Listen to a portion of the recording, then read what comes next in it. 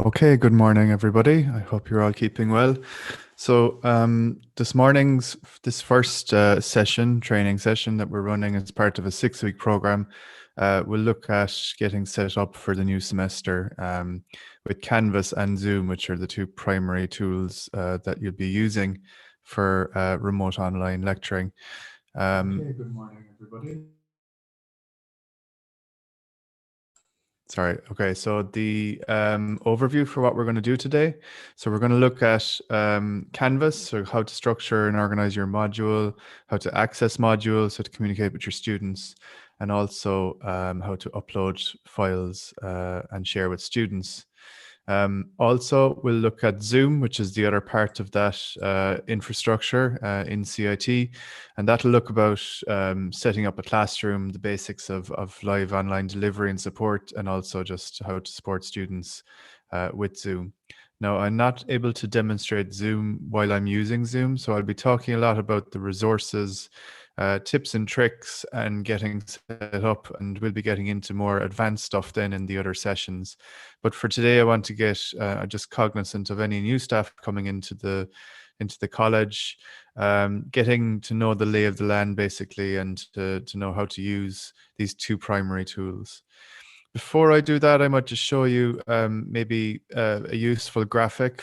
If you're new to the to MTU Cork, I suppose knowing what's available to you in terms of e-learning infrastructure and services and tools is good. Now, you don't have to know all of these tools or features, but this is quite a good graphic to represent the different things that you can do across the different platforms in the college. So I suppose we're going to talk about Zoom, and we're going to talk about Canvas. I suppose Canvas is central to our e-learning offerings in the college. It covers, I suppose, all of those different levels of delivery. So if you're just using Canvas, for delivering content out to students and communicating with students, that's one level, I guess. And then you can look at Zoom, which allows you to deliver live online lecturing. And then there's a lot of stuff in between where you can kind of create asynchronous content for your learners. So I suppose all of these different points in this wheel here, or this circle, represent different features within the Canvas virtual learning environment. And I suppose as you get more comfortable with the platform, you'll start to use these features more and more. So I guess when you're looking at things today, we're going to be looking at setting up a module and just getting you up and running there. But as you start to go out to the outer reaches of this circle, there are other tools that you might want to look at. Um, H5P allows you to create on-demand interactive learning content, and then there's a lot of other stuff outside of that there that may be relevant to your area. In the middle here are peripherals. So I suppose if you're delivering either asynchronous or live content, you're going to probably want to have some sort of peripherals, webcam, headset at a minimum for delivering live content. And then you have other things like graphics tablets and document cameras that you can use for maybe just annotation and capturing content on your desktop. So I suppose if you want any advice on some of that stuff, feel free to email us and tell that team, and I'll be bringing that email up later on. Live classes and communication, I suppose we find ourselves a lot in this area, I suppose, particularly in a purely remote online context. And I suppose we have a really, really strong tool there that you'd all be familiar with, is Zoom. Zoom is key to our live e-learning offerings in the college, and allows us to have a very integrated approach to live virtual classrooms directly from the Canvas virtual learning environment. There are other tools in the college that are used, for instance, Microsoft Teams, which is purely a staff collaboration tool, is managed and supported by our colleagues in IT services. Email, obviously, you would all be using for the stuff that's staff to staff or staff to students sometimes. And then you have other features up here in the assessment quadrant, I suppose. These are tools that are also integrated with Canvas. Turnitin is an anti-plagiarism tool. That's also available within the Canvas system.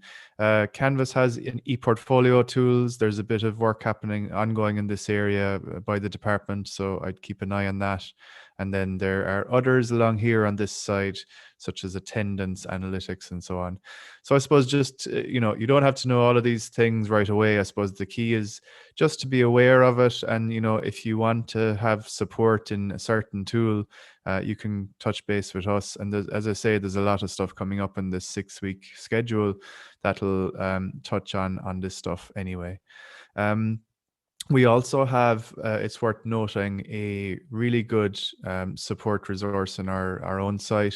So if you go to tell.cit.ie, you have a lot of really, great remote teaching resources in here. So if you're getting up and running, there are a lot of tips and tricks in here. There's, I suppose, a bit of wayfinding in terms of the supports you have available to you.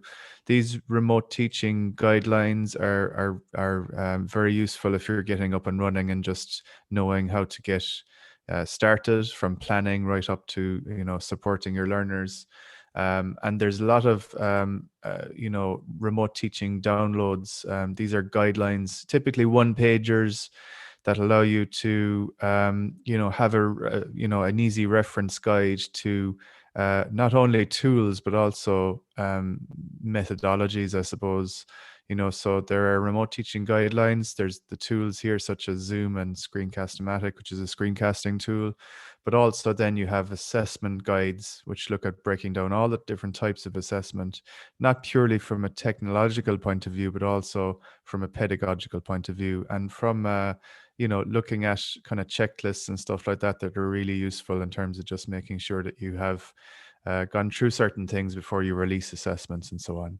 So there'll be more obviously on assessments as we go along in the training plan, but for today I just wanted to show you this particular area is worth a look. And also you have staff help articles. If you go to the top quick links up here in the top, there's staff and there's student help articles. This is a good place to touch base on any of the e-learning tools that are available and mentioned in these training sessions. You have a knowledge base that's added to really regularly here. And if there's an issue, if you have an issue, a technical issue, it's worth kind of searching for it in here first. And if you can't, you can touch base with us or with Tier 1 support and Canvas.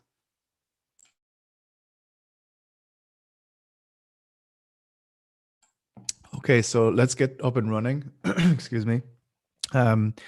Maybe the first thing to mention here is the tight relationship between Canvas and Zoom. So you're going to find yourselves using Canvas and Zoom quite a lot, I'd imagine, in the semester. And Canvas offers you a lot of the stuff that's on the left quadrant here, like file uploads, calendar, assignments, etc.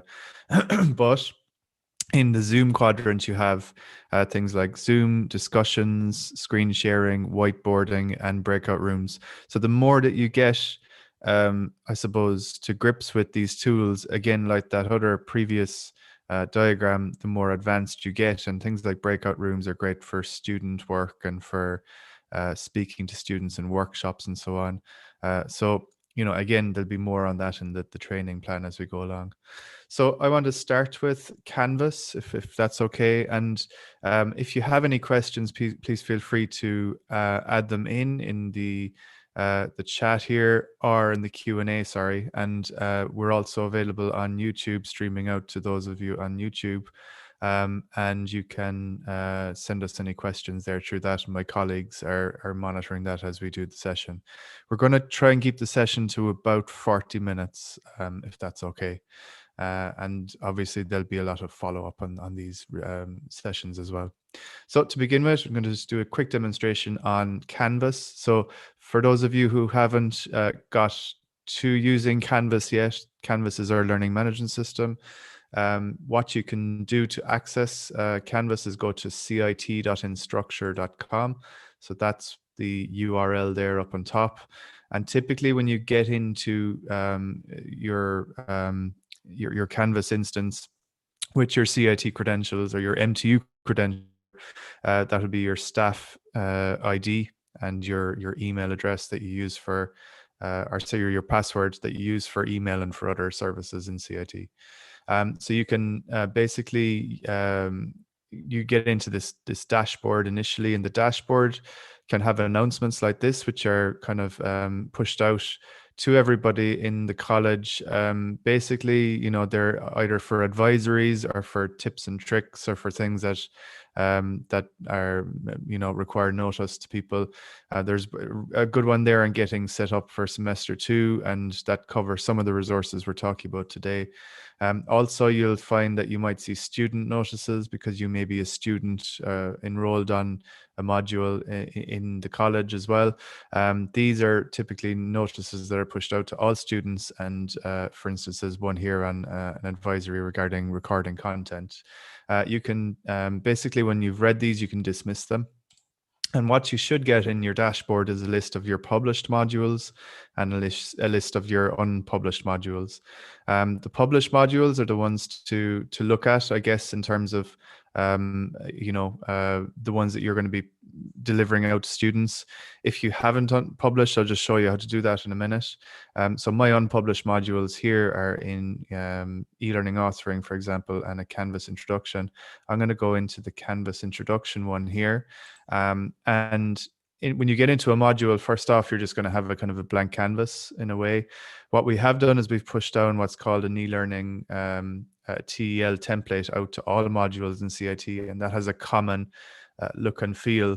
So that basically means that there's certain menu items like Zoom and Syllabus and so on that are available in here, and that they have a particular structure and look and feel. So if you go into the Syllabus, for example, that has a description there and a few quick links for students in terms of accessing the Canvas student mobile app. Your module syllabus actually is an area that gets populated when you have any date listings in your module. So that might be assignment due dates or key events that you have attached to your module calendar. So this is a really useful tool for students in just knowing what's coming up and what the particular dates are attached to that module. When you go to home, you have basically a recent announcements area. So the recent announcements is basically just shows a couple of announcements that you've put out. We'll show you how to use the announcements feature in a minute. But when you're getting up and running with a module, I suppose what you're going to be doing typically is adding content, adding learning content. Now, what we advise in MTU Cork is to look at creating a weekly structure in your Canvas module. So you'd start with what's called a unit. When you click on the unit here, you could put in week 1 here, as we're currently in week 1. And this is typically where you'd actually add your learning content. So your learning content could be anything from PowerPoint files to PDFs, etc., etc. And what you do is you just basically upload this content in under the particular week. And what you can do is, if you want to, you can release those weeks out to students in a kind of a drip fed method as you publish them. Yeah, that's it basically. So typically what you'd see here is you'd see week 1 to week 13. Or if you're topic based or something like that, you might just do it by topic.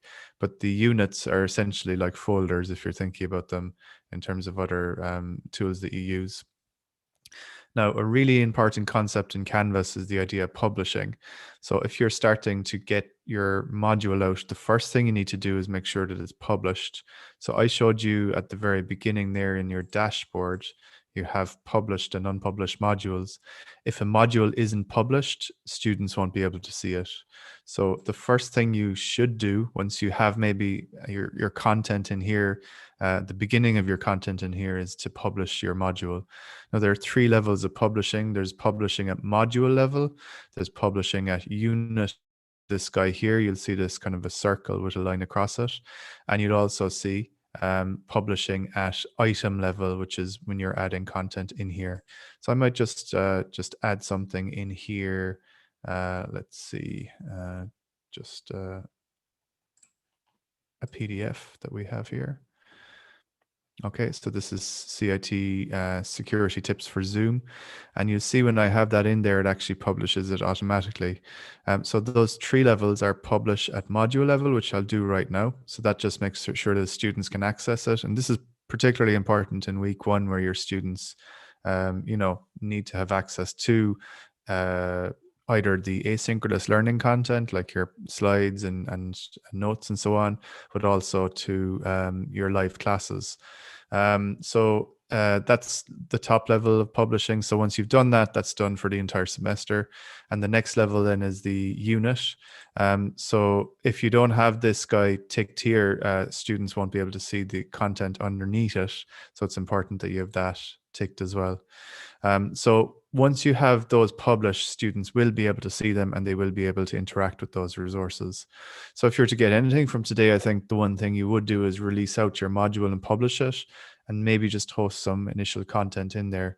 The other thing that we would do is maybe typically communicate with your students, and that's a good way of announcing things that are coming up. And particularly if there's certain things that happen through the semester, like a change in a deadline or something that's of note for the students, the announcements feature is a really great tool in that you can kind of send out almost like a bulletin to students. So if you go to the announcements area here, what you can do is create an announcement. And this announcement has a title and it has a body and whatever you're going to put in here. So welcome to week 1, maybe.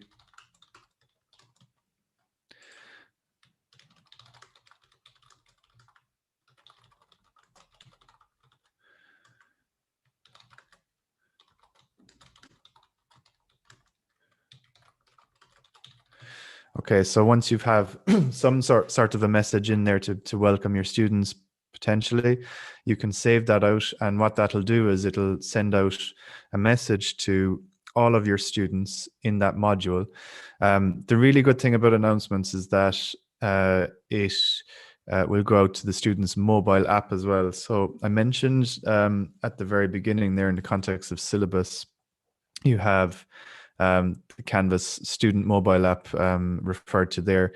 Students can download that on Google Play or the App Store. And basically what that is just a kind of a glimpse at what I suppose, what's in Canvas for students. There's a Canvas teacher app as well. But the Canvas student app is particularly useful for students just to keep a kind of a pulse on what's happening. So they can look at, due dates and so on. But for communication, when you send out announcements, that'll come up in their mobile app. So it's kind of like you're sending a WhatsApp message or something like that to students. So announcements are really good. You can also add video announcements or audio announcements. So in the rich kind of text editor here in the top, you have a number of icons similar to what you would see in a word processor or something like that. But you have a couple of options in here to upload or record media or to include module uploaded media. So the upload record media is a nice one because you can actually go in and you can record a video message or an audio message, which is nice and interactive. I suppose it shows the face behind the module or behind the content, and allows you to maybe engage with your students in a different method rather than just text all the time. So that's just maybe worth noting in there. So we've looked at announcements, and if you're looking at it from a student's point of view, one thing that you can do is you can go into what's called a student view. So on the very top here, now this has changed recently for anyone that's kind of coming into this as a refresher, but for anyone that's new, you have what's called a student view in Canvas. The student view gives you a kind of it has an icon for a set of glasses here, but basically what you get is you get it to sit in the student's shoes and see what they're seeing. So what you can do if you click on the student view is basically see what they're seeing in that. And that gives you a very good idea of basically what your module looks like. So if you have any doubt, I suppose, at any stage as to whether something is published or not, you can go into the student view. Now, it's worth noting, all right, with the student view that the student view doesn't really work for external apps. So if you're looking to see what a student sees, for example, in Zoom, that won't really be representative of what a student will see. So really the student view is only useful when you're looking at any core Canvas content, like, your learning content or assignments and so on. I'm just going to leave that a second and just come back into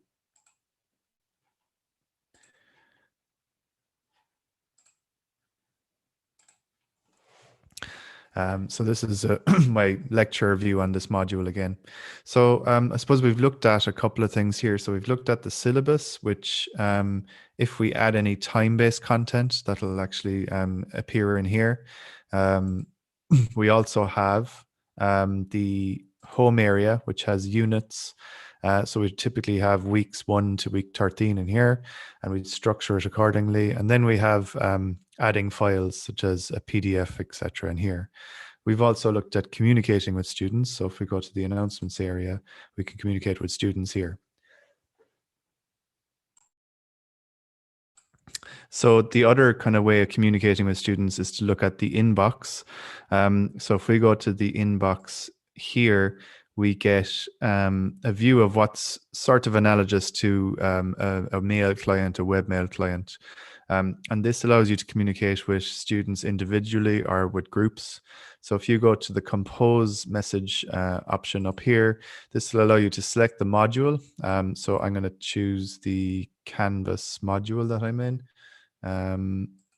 And what you can do then is you can pull out the list of students in here. Now in this particular module, I actually don't have any students. It's just myself. I have a test user in here. But if I did have students, I would be able to see any students in the module in here under an option for students, but also I'd be able to see any other lecturing staff. So for anyone that's new to Canvas, you might notice that you have other lecturers down on modules. Sometimes that's a kind of a historical issue. Maybe it's because lecturers delivered on those modules previously. What you can do if you don't want other people on your module is you can put in a request into Web for Faculty to remove them. And Web for Faculty is a great resource in terms of just managing enrollments as well, because any enrollments that come into Canvas basically come from the banner system, which is our student information system. And all of those enrollments are automated and they come in each day, typically twice a day. So within 24 hours, you'll have a couple of updates on Canvas from our enrollment system.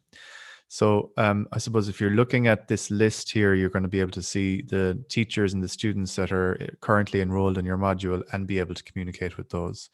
So like you would an email, you can put in a subject, update on assessment 1, for example, and then you can go in and you can write the content to your message. And if you want to, you can add attachments and so on in there. So once you've sent that out, that'll appear in their inbox when they're in Canvas, but also I suppose when they're using their student app, they'll be able to see that in their app as well. So there are a couple of things, primary just getting started things with Canvas. So I think if you're to take anything from today, I would definitely look at just the concept of publishing so that you have those items and units published, that you maybe look at communicating with your students initially. So that's just maybe an announcement initially, and then looking at maybe more advanced stuff as you go along. No, so once we've got that stuff set up, and obviously we'll be looking at more advanced stuff as we go along, like assignments and so on. But if you want to look at Zoom, which is probably the next piece of the puzzle here in terms of live delivery, if you go to the Zoom tab, this will show you the Zoom integration within Canvas. So Zoom is our live e-learning tool, and this allows you to create schedule live classes for your students. And it is directly integrated into the Canvas system. Now, one prerequisite for using Zoom is that you have an MTU Cork Zoom account. And that what that means is that you have to just sign in through what's called single sign-on, the same credentials that you use for any of the services in the college, such as email and so on. And there's a guide on doing that in the Zoom guides here. So if you go to our guides from tel.cit.ie, there's a guide in here in getting started with Zoom. And the first thing that you have to do is you have to sign in through Zoom with SSO. And what that does is it creates a Zoom account for you, that's authorized within MTU Cork and allows you to basically then use it through Canvas. So until you kind of go through that that initial step of creating and provisioning an account, you won't be able to access Zoom within Canvas until you do that. So there are other tips in there as well. If you have Zoom previously, for example, if you have a basic account, you just need to switch that.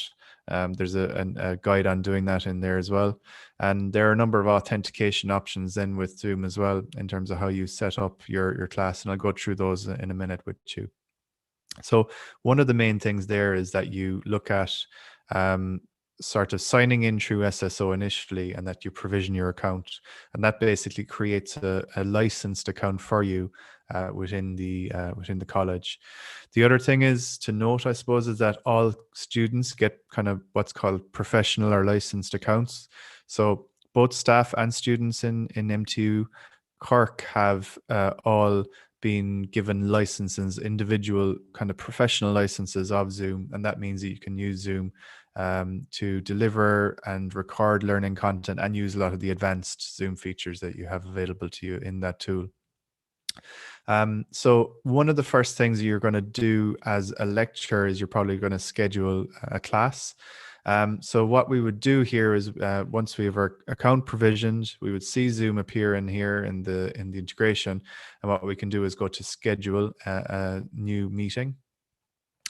So in here we have the Zoom scheduler, and what we can do is we can put in our usually this is pre-populated with a topic, so this is our module name is in here. We can put in a description, which is always a good idea in terms of adding, a description of the particular lecture coming up. What you can do here is you can set up basically a list of recurring classes if you do have something that recurs at the same time every week or a few times a week, for example. But I suppose initially I would advise maybe to just set up one. So that allows you to get familiar with the settings for your Zoom class.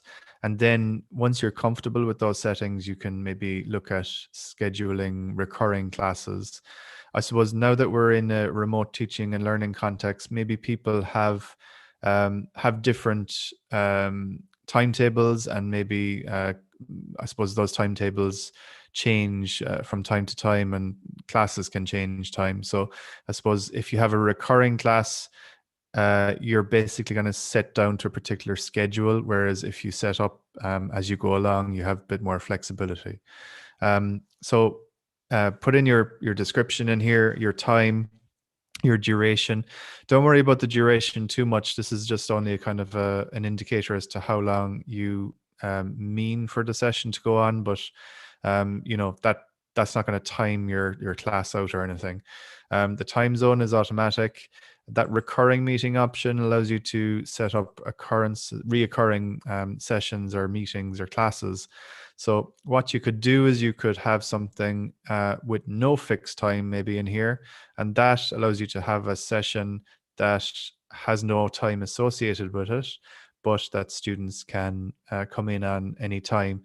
That might be useful if you have something like, I don't know, office hours or something like that, where you want students to dip in and out of a session. But typically you'll be looking at maybe individual occurrences of a class. And if you're looking at recurring, maybe classes that happen at the same time every week, you would be looking at something like the weekly option here, and setting a number of occurrences on a particular day and time to happen for this particular class. So that's closer to what you'd see in maybe regular timetable classes. Registration, you don't really have to worry about that. That is just an extra sort of option, akin to what you would maybe see in webinars and so on, but you don't really have to worry about this. So I just ignore that. Now, the security area here is quite important. So when you're scheduling a class, there are a number of default security settings. Now, you may have seen an announcement or an advisory out on Friday last that detailed what happens, I suppose, just a few different options in terms of authentication into Zoom. The default authentication is only MTU Cork students and staff. So that means that only staff and students within the MTU Cork can access this class, this meeting. And that has a number of subdomains within that. So I suppose you have things like Teagasc, which is the Agricultural College down in Clonakilty, and you have the NMCI, the National Maritime College, and the students' email, mycit.ie. And that may be added to over time, but I suppose the default you don't really have to change if you're just running regular classes within the college. That just basically protects you and it protects the students in terms of who has access to the class. And also you have some default options associated with those classes. So you have waiting rooms are enabled as a standard across all classes within the college, all meetings with Zoom. So that means that everybody has to come in through a waiting room. That is something that can't be changed. It's a security measure at institute level, and that's something worth noting, I suppose. Now, it's just something just to get used to, really. I suppose if your students know that they're to maybe attend a class within a particular time window, then you don't have to be kind of leaving them in through the whole session, I suppose. And it's just a matter of making clear when that is with students. But I suppose in terms of authentication options, there is a second option. And that second option opens you up to allowing external participants into your class. Now, this is useful in particular where you have things like guest speakers. So you might have an external guest speaker coming into your Zoom class. And what this means is that they authenticate into Zoom. So they might have a Zoom Pro or Zoom Basic license. And once they sign into that, they can have access to your class once you share the meeting ID with them or the URL. So this wouldn't be something you turn on for all classes, but it is something that allows you to allow external participants, so people that aren't authenticating in through CIT or MTU Cork services, and basically kind of come in through authenticating into Zoom. Outside of our systems. Now, the other thing that is recommended in that context, if you're inviting people outside of MTU Cork, is to use the passcode option. So this just gives you an extra layer of security in here, and you can enter in a passcode in here of your choosing, and basically once they can use that, they'll be able to come into the class. It's just an extra level of security there, so that's recommended. Now, there's another article on all of this. If you search for guest in here, you should be able to find setting up guest speaker access for your Zoom class, and that goes through that in detail as well in that article. So if you want a bit more on setting up guest speakers or even guest learners, you can look at that article in there. So I'm just going to go back to the default option, which is this is going to be the default option whether you schedule through Canvas or if you schedule through the meeting client, which is the Zoom meeting client. Now, video is turned off by default. I think you tend to leave it off, and I suppose once learners and yourself maybe get more comfortable, you can start webcam feeds. It doesn't have a major effect on bandwidth or anything like that, and it is a nice way of having that extra layer of engagement within a class. So that might be worth a look in meeting. Your audio settings are computer audio, so that basically uses your whatever audio you have set up with your computer. So if that's an external microphone, or if it's an embedded microphone on your laptop or something, it'll just pick that up. Now, the other thing is you have these options kind of grayed out here, and again, these are settings that are basically kind of push down at account level, at MTU level, basically. So they, like the waiting room, are things that are just basically set across the board. They are muting participants upon entry, so that stops everyone from talking initially on top of each other, and enable join before hosts. So that just basically means that you will be the only person that can start the session, and people can't come in ahead of you. And there's two other options here: personal meeting ID and record meeting to the cloud. So like the registration option, I would ignore the personal meeting ID. It is highly recommended that you don't use your personal meeting ID for regular meetings or regular classes. This is because this ID never changes. And again, I suppose in terms of security, it's better that you create a unique meeting ID where possible. And also then you have your record the meeting automatically to the cloud. You can have that ticked, or you can choose to record within the session. It's important, I suppose, to note that people aren't required to record their classes, but the option is there. And if you want to, you can turn this on if you wanted to start recording immediately, but you have that option to record within the session as well. Alternative hosts only works for people within the institute, within the university. So that is MTU staff or students can be added as alternative hosts in here, and that's that can only be people within the college or organization. So once you've that set up, I'm just going to leave that kind of information as it is, save it. What that does is that creates I suppose, a scheduled class for students enrolled on this module. So the tight integration between Canvas and with Zoom means that once you've scheduled something within with the Zoom integration in Canvas, students will see it and they'll be able to interact with it and see it pop up in their calendar and things like that, which is really useful. So once you're happy with that, you can just come back out to Zoom and you'll actually see it as a scheduled class. And when you're ready to start that class, and I won't start it now, you can just basically click the start button and that'll launch your Zoom meeting client, and you'll be able to start your Zoom class with your students. So the really important thing here is to note that Zoom has a tight integration with Canvas, meaning the students enrolled on a module will be able to see anything that you've scheduled within Zoom. And that works in a sort of a round trip way as well in terms of recordings. So if you choose to record your sessions, your recorded classes end up under cloud recordings. Students get a similar view to what we're seeing here. Obviously, they don't get to schedule classes or delete or whatever, but they'll be able to go and see upcoming meetings or upcoming classes, and they'll also be able to see cloud recordings. So there are two sort of important things to note about, I suppose, about Zoom. If you ever want to edit, you can just click in on the link and edit it in here.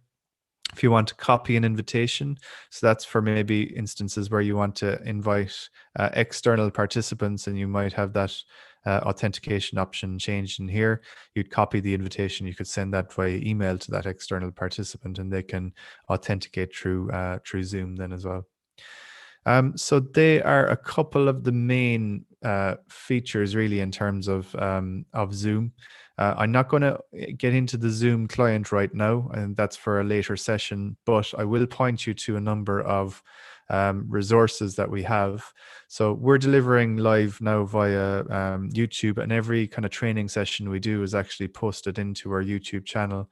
So that's worth a look if you're searching for any resources that have been recorded to date. So if we go to our library here for technology enhanced learning, there are a lot of things under Zoom, for example, even getting started with Zoom. So they're pre-recorded sessions, and you'll find that in our YouTube channel. So any of the recorded webinars are available in there to view.